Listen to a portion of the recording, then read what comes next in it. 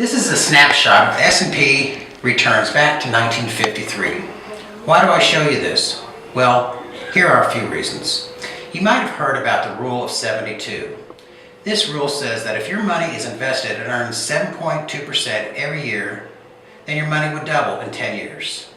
Here I show points going back 10, 20, 30, and even 60 years and applied the rule of 72 and what the value would be had the market returned 7.2% interest every year. What is not evident here is that there were many times when the market return was over 7.2%. But if it were not for the down years, the losses that weighed heavy on the returns. Notice the 10-year period from 99 to 2009. There was an actual loss of 42% of the capital.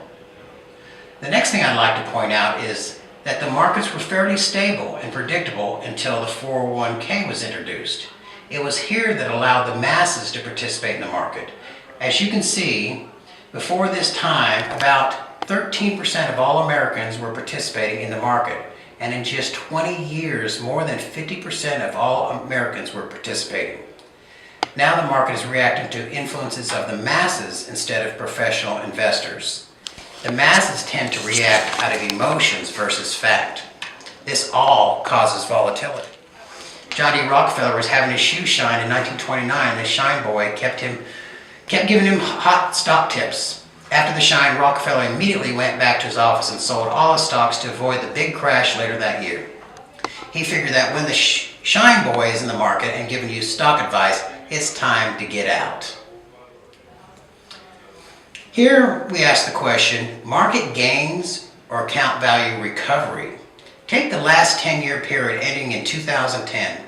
The market increased in value 60% of the time. 6 out of 10 years there was a gain. Are these market gains or loss recoveries?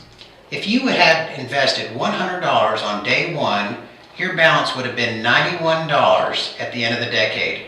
And this does not even take in consideration taxes, purchase fees, or management fees. The gains were just not sufficient to overcome the losses.